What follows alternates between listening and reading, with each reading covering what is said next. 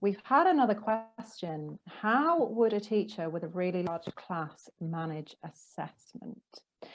So I guess I'll kick off a little bit, and then Rebecca, feel free to chip in at any stage. I think the first thing to say is that there's the two types of assessment: formative assessment and summative assessment.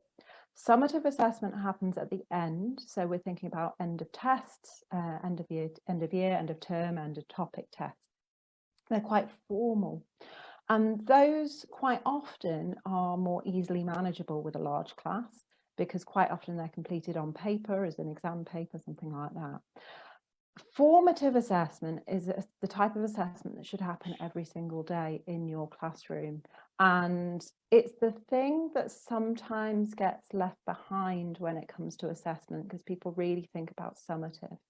I really like, we've got there's quite a few different strategies on the Teach2030 website that we talk about with formative assessment strategies. It's about checking the learning before you progress. So if you do a quick activity, a quick bit of learning, how do you know that your learners have learnt? How do you know that the information has been imparted and that it has been successfully taken on by the students? So to give you just a couple, it's a do now strategy at the beginning of the lesson can be really useful to connect the previous learning to see whether they know something. So for example, if you're thinking, you write a quick sentence on the board, which one's the adjective? Start by just writing it, identifying it. If you're beginning with thinking about adjectives for your lesson or word types, just to see what the students know. I really like the 5-finger technique. How well are you understanding me? 5 is the top, 1 is the least, and then lots of your students you can see straight away what the numbers are. You'll see that people who are 1 or 2 kind of hide them underneath their desk a little bit. And although you might not be aware of what they don't know at that point, you do know they're not feeling confident. So it might be time to just stop a little bit. No hands up works really well. For example, if I'm explaining something and I think, have they understood it? I might say, promise, tell me what you think about what I've just said. Can you just repeat back what it was that I've defined, and seeing whether you can do a no hands up quick scan. That can work really well as well. Anything that you want to comment on, Rebecca, with regards to assessment, formative or summative assessment? Yes, thank you, Alex, and also thank you to the teacher who, wow, thank you for asking that question. It's been something that for quite a long time teachers have been struggling with, and like Alex has shared, the formative aspect of it and the summative aspect of it. Now, from the description that Alex has shared of what formative assessment is and also what summative assessment is, handling this class, like the question was just general on assessment, whether it's formative or like summative. Like, so the summative bit of it is usually, I usually refer to them in quotes as the more formal, acceptable form of assessment, and the one that for quite a long time has been used by teachers in the classroom to measure learning. But research has it that yeah, it's poking holes on the kind of summative assessments that we give. Now, bringing in context on what happens in my country is that you'd find that learners go through their learning process.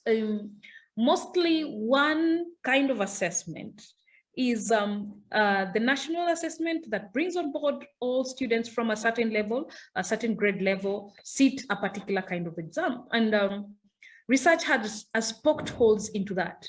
And you'd find that as a teacher, the feedback you get from such assessment is usually not satisfactory enough to judge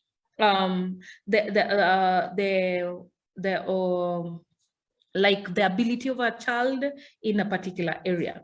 So for assessment, if I'm asked, especially for a large classroom, it is highly dependent on whether you want to conduct something formative to inform your teaching, or you want to do something that is summative.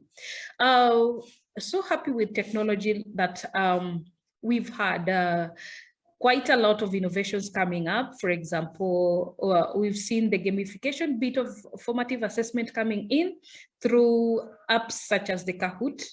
And if you happen to be blessed in your particular school and you have gadgets that you could use, you have connectivity, then a Kahoot to do for you in as far as you trying to get some feedback from your learners to inform your teaching, such that you conduct a formative form of assessment, the children are excited about it, you want to do a lesson review, then a Kahoot could be good.